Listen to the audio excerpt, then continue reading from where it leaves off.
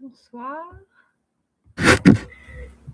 Alors merci d'être là déjà. Pardon, j'ai fait bouger l'écran. Et je vais vous inviter à prendre avec vous un papier et un stylo. Voilà, avant de commencer. Coucou Patricia, chouette. Coucou Pierre, Eric, j'imagine.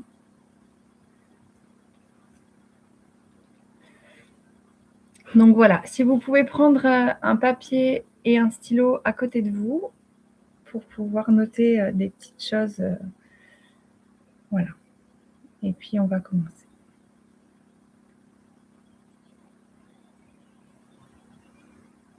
Donc cette vidéo, elle a pour but de parler donc de notre lumière intérieure, de la lumière intérieure en général, et des résistances que l'on peut avoir aux choses qui nous font du bien, au beau, au bon, et donc à notre lumière intérieure, ou en tout cas à l'expression de notre lumière intérieure.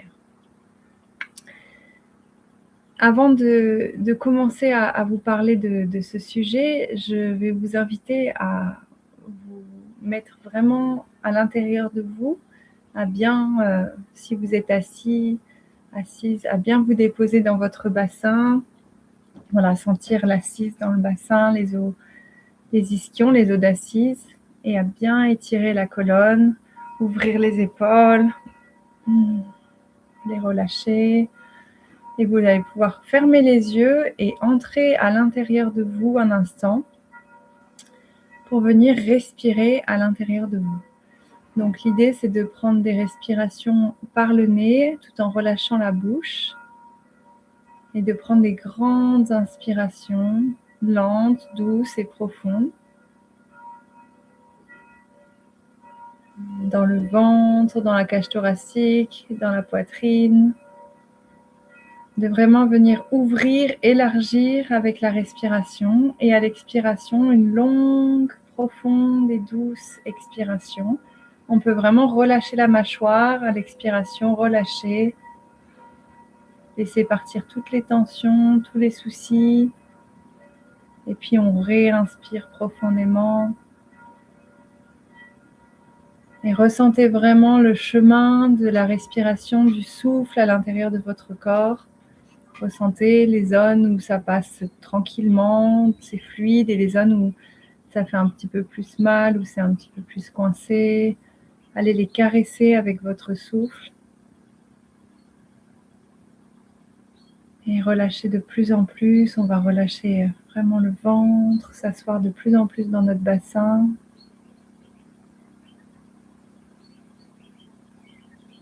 Relâchez vraiment les épaules.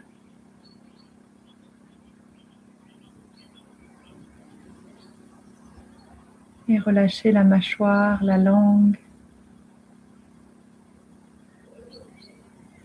le front.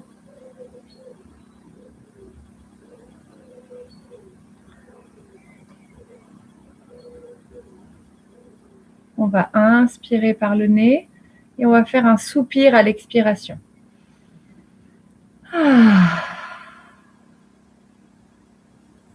Si vous sentez que ça vous avait fait du bien et que vous en avez encore besoin, vous pouvez le refaire 1 ou 2 fois.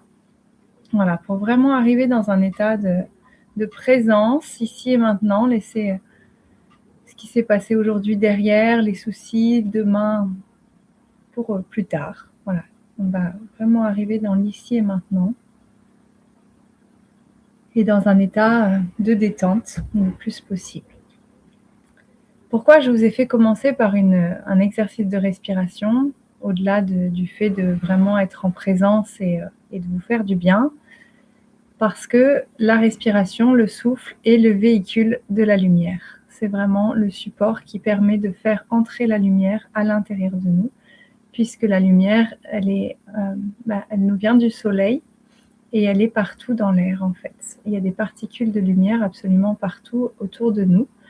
Et notre moyen de l'absorber et puis communiquer, échanger avec elle, c'est la respiration, le souffle. Donc c'est pour ça que pour moi, la respiration, c'est vraiment très, très important, même essentiel et au cœur de toutes mes pratiques parce que ça nous permet de cultiver notre lumière intérieure et de faire rentrer cette lumière et de nourrir toutes nos cellules de particules de lumière. Voilà.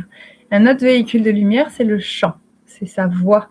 Donc ça peut être le chant, mais aussi quand on parle, la façon dont on parle est très révélateur de l'expression de notre lumière intérieure. Et les mots qu'on dit, la façon dont on s'exprime, est-ce qu'on dit des choses jolies? Est-ce qu'on parle vulgairement? Comment on s'exprime, comment on traite nos mots? Ça aussi, c'est vraiment révélateur de notre rapport à la lumière et à notre lumière intérieure. On porte tous, pour moi, une lumière intérieure. On est des enfants de lumière. Et c'est juste, est-ce qu'on ose l'exprimer? Est-ce qu'on ose le révéler? Est-ce qu'on ose le montrer? Parce que c'est vraiment très précieux. Et donc, des fois, on a peur d'être trop lumineux, trop lumineuse et d'attirer l'œil. Voilà, il peut y avoir des peurs comme ça aussi. Et donc, la lumière, qu'est-ce que c'est pour vous? Quand je vous dis votre lumière intérieure, qu'est-ce que ça vous évoque? À quoi vous pensez? Je vous invite à le noter sur le papier que vous avez à côté de vous. Voilà, qu'est-ce que c'est en quelques mots ou comment vous vous y connectez à votre lumière intérieure? Et si vous avez envie de partager sur le chat, voilà, qu'est-ce que c'est pour vous? Quelques mots, votre façon de vous y connecter. N'hésitez pas, c'est toujours bon de partager en collectif les différents points de vue et façons d'approcher la lumière.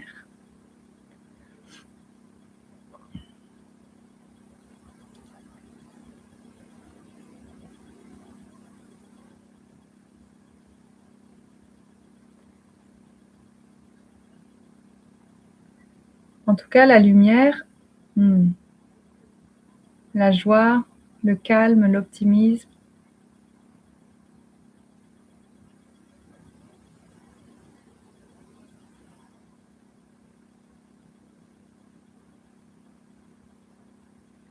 faire le vide comme une aspiration. Oui, la lumière, elle a besoin de place pour pouvoir se manifester.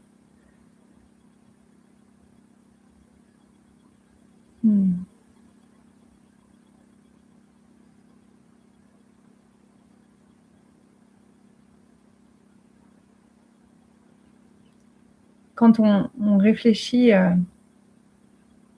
aux situations en général, que ce soit un environnement, que ce soit une personne, une situation, si on prend un petit peu de recul, on est capable de voir si c'est plutôt lumineux ou pas. Et voilà, souvent, quand c'est lumineux, par exemple, une personne, elle peut vraiment être éclatante, elle rayonne en fait. On dit souvent qu'elle rayonne, ça c'est la lumière. Et pareil, pour un endroit, souvent, on a envie, les endroits lumineux, on a envie d'y rester. On se sent bien, on a envie d'y rester. Donc c'est assez facile d'identifier la lumière. Et je ne peux pas aborder la lumière sans parler de l'ombre. Parce que bien souvent, déjà ça va ensemble, l'ombre n'existe pas sans la lumière et la lumière n'existe pas sans l'ombre. Et on a besoin des deux. Et souvent on dit, voilà, la lumière, se concentrer que sur la lumière, vouloir que la lumière. Et moi, je suis plus à dire, voilà, les deux font partie. On porte les deux en nous. Et qu'est-ce que c'est l'ombre? Voilà. Souvent, on a peur de l'ombre aussi. On a peur de nos ombres, on les rejette, on ne veut pas les voir. Et donc, qu'est-ce que c'est l'ombre? Si vous voulez écrire aussi sur votre papier, pour vous, qu'est-ce que c'est l'ombre en quelques mots? À quoi ça vous fait penser?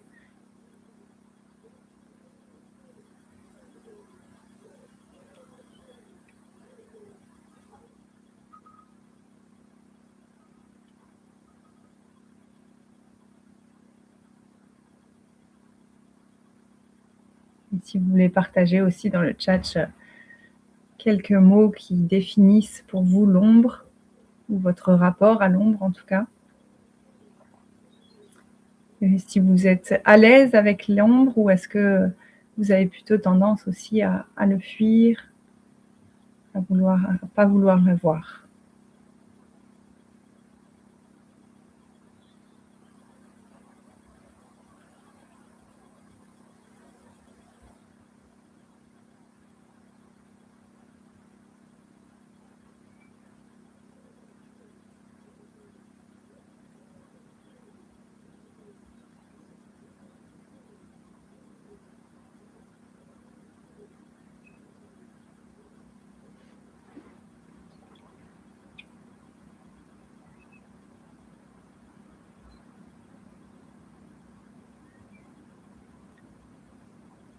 Celle qui révèle les formes, intéressant. Tristesse, solitude, vide.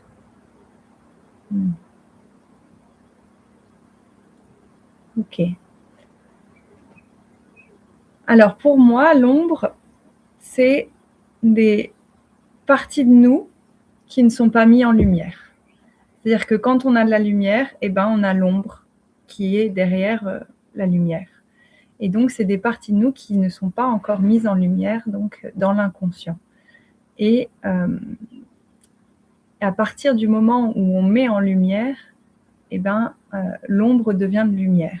Et dans chaque ombre, il y a de la lumière, et dans chaque lumière, il y a de l'ombre. Là, ça se complexifie.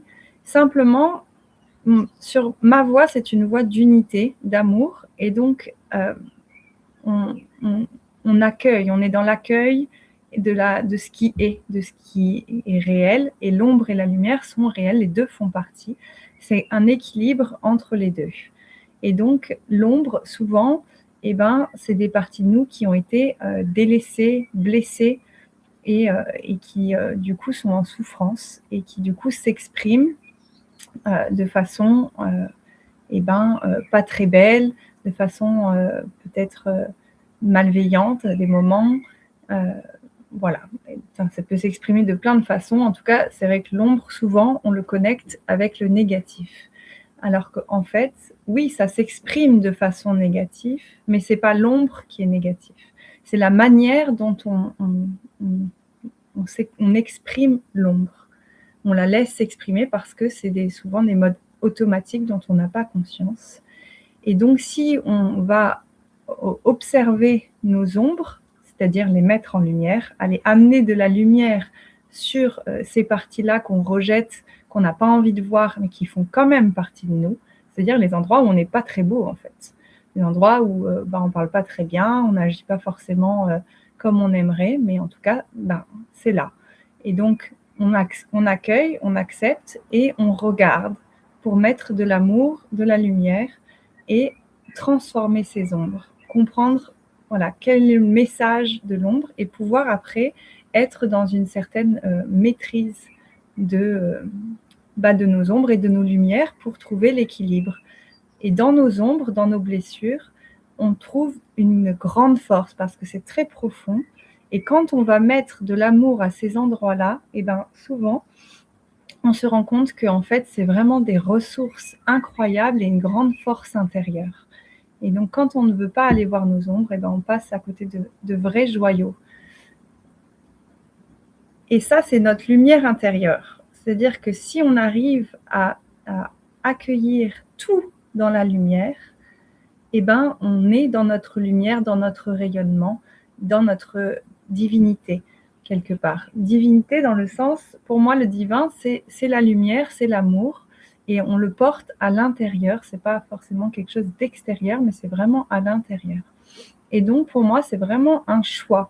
C'est-à-dire, est-ce qu'on choisit de parler mal, d'utiliser des grossièretés, de dire des choses blessantes, de regarder le négatif, de regarder ce que l'autre y fait mal ou ce que nous on fait mal, de s'autocritiquer, de se juger, ou alors est-ce qu'on choisit d'observer ça, parce que si c'est là, c'est là, juste de l'observer et de consciemment de mettre de la conscience, de la présence, de dire ok, j'ai dit ça, mais à l'avenir, je vais faire attention et je vais plus dire ça. Par exemple, je vais me faire des compliments, je vais m'encourager, je vais m'honorer, je vais faire des compliments aux autres et je vais cultiver vraiment le beau et le bon.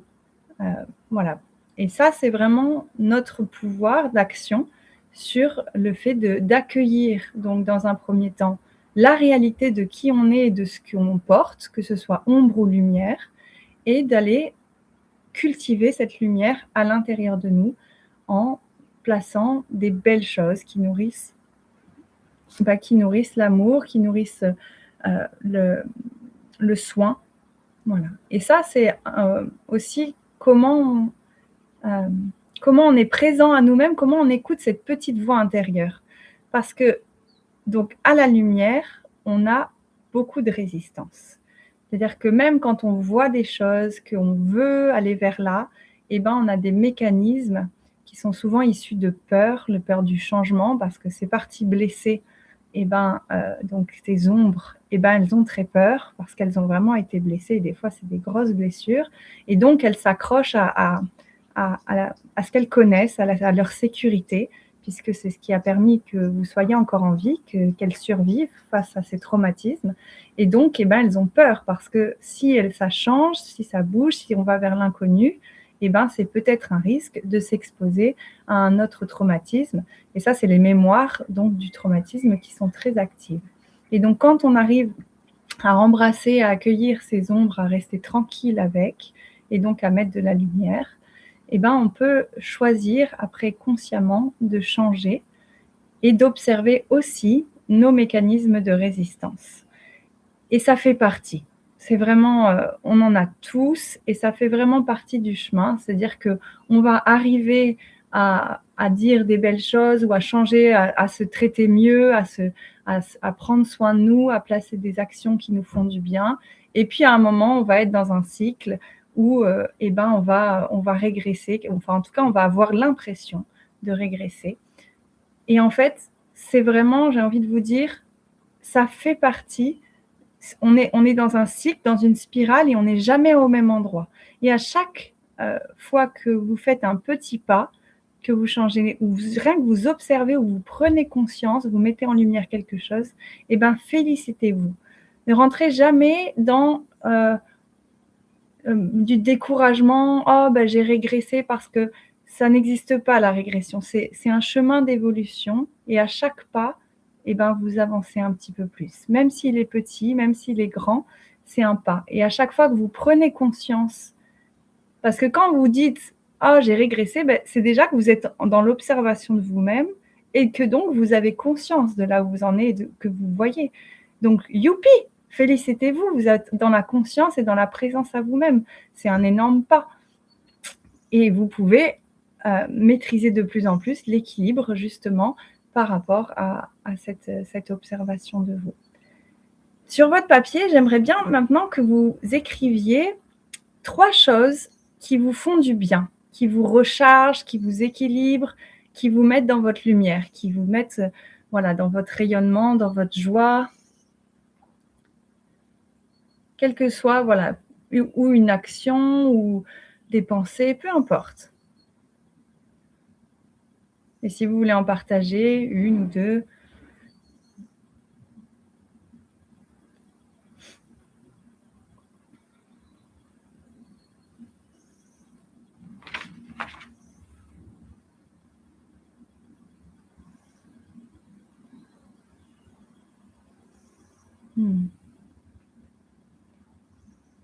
Famille, sport, musique,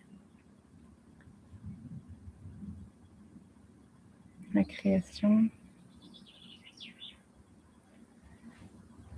Et en dessous, j'aimerais bien que vous mettiez un petit peu de façon très honnête avec vous-même à quelle fréquence vous autorisez ces espaces pour vous faire du bien, environ, dans une moyenne, et surtout, à quel moment. C'est surtout ça qui m'intéresse, c'est est-ce que vous, quand vous n'allez pas bien, quand vous êtes dans des spirales voilà, où vous êtes plutôt dans de la négativité ou dans vos ombres, que vous allez explorer des parties douloureuses de vous-même, est-ce que vous mettez en place des actions concrètes pour vous faire du bien?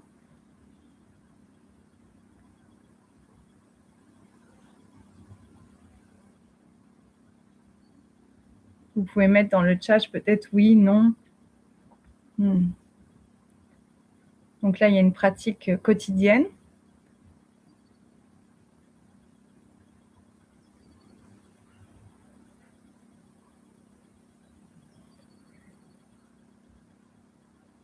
Les pratiques quotidiennes, ça va vraiment nous aider à avoir une constance dans la journée. C'est-à-dire que quand on a une pratique quotidienne, notre journée, elle est pas la même. Parce qu'on a une base déjà, on s'est déjà offert une ressource.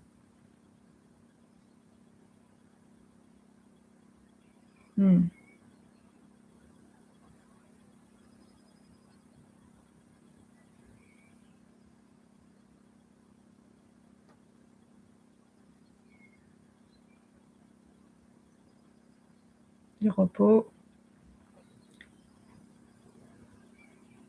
Et après, à l'intérieur donc de musique ou famille, parce qu'il y a plein de façons d'écouter la musique, il y a plein de façons de relationner avec sa famille, et j'imagine que c'est pas toujours ressourçant non plus.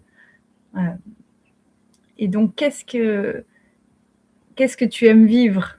Voilà, quand tu écoutes la musique, c'est juste le fait d'écouter? Est-ce que c'est le fait de chanter, de danser? La famille, qu'est-ce que tu aimes vivre vraiment qui te recharge avec ta famille? Et est-ce que tu crées ces moments?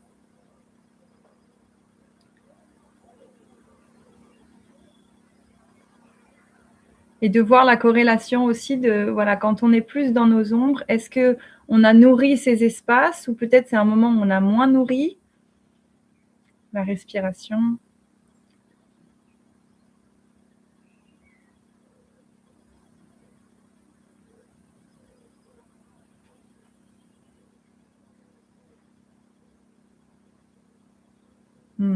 La vibration.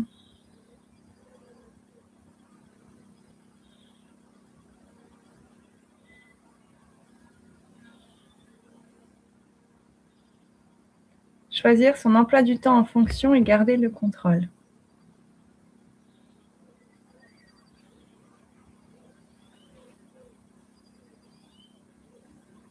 Donc ça te garde dans un espace de sécurité, si j'entends bien. Qui te fait du bien, qui te rassure et qui te met dans ton rayonnement.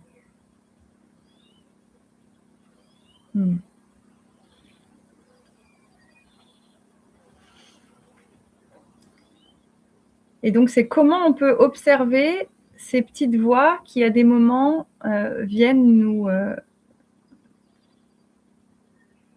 boycotter un petit peu notre lumière et nous mettre dans de l'auto-jugement ou alors du rabaissement ou voilà, ou ça peut même être de l'autre côté de la pièce, c'est-à-dire trop d'ego, trop de valorisation, mais on se déconnecte aussi des autres ou même de nous-mêmes puisque on n'est pas dans la réalité, de là où on est vraiment.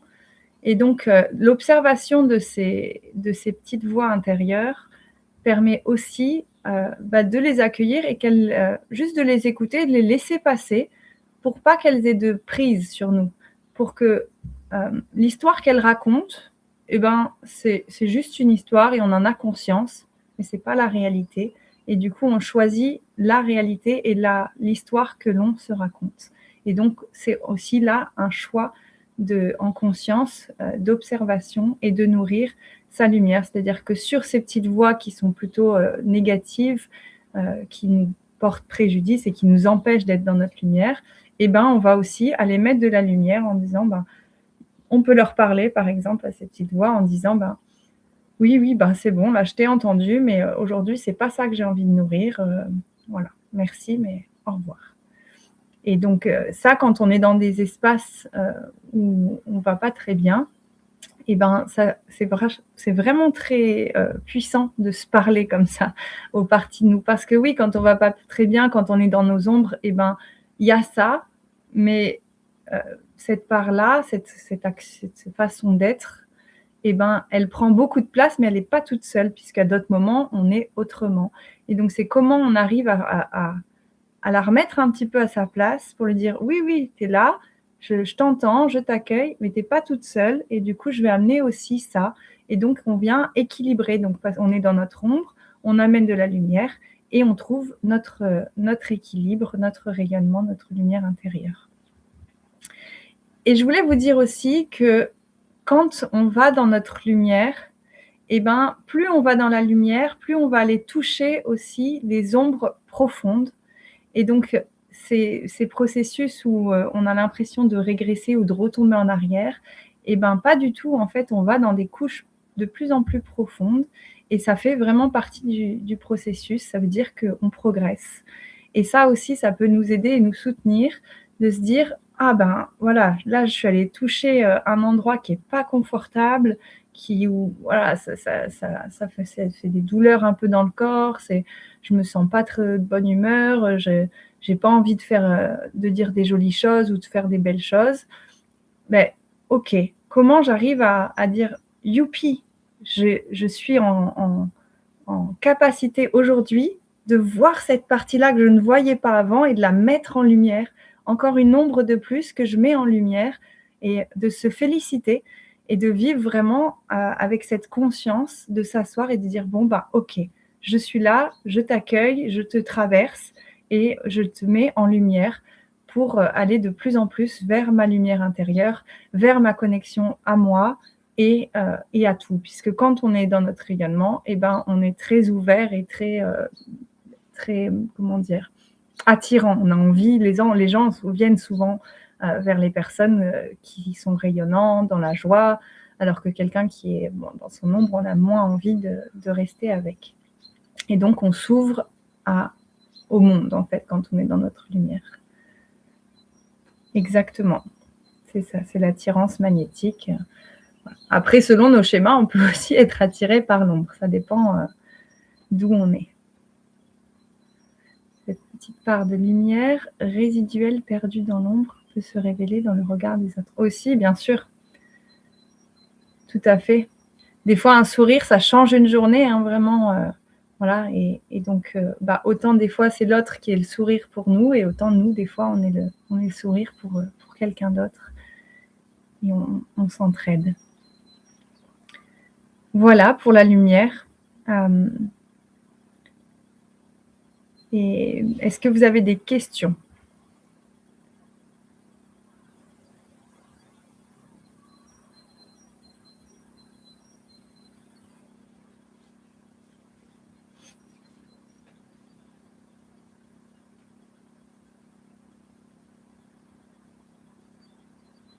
Un autre allié qui est juste à côté de moi, qui est un véhicule de lumière aussi, un portail, c'est les cristaux de roche qui sont, on ne voit pas très bien, qui sont vraiment des connecteurs, on appelle ça des piles électriques, qui sont vraiment des canaux de lumière, qui canalisent la lumière. Donc d'avoir des cristaux chez soi, ça peut nous aider aussi à nous connecter à notre lumière. Super. Eh ben, merci vraiment pour votre présence. Voilà. Si ce n'est pas déjà le cas, ben, n'hésitez pas à vous abonner à la chaîne. Et j'ai créé une page Facebook, donc je mettrai le lien. Voilà, vous pourrez aller visiter aussi la page Facebook pour vous abonner. Enfin, en tout cas, voilà, vous inscrire sur... C'est quand le prochain?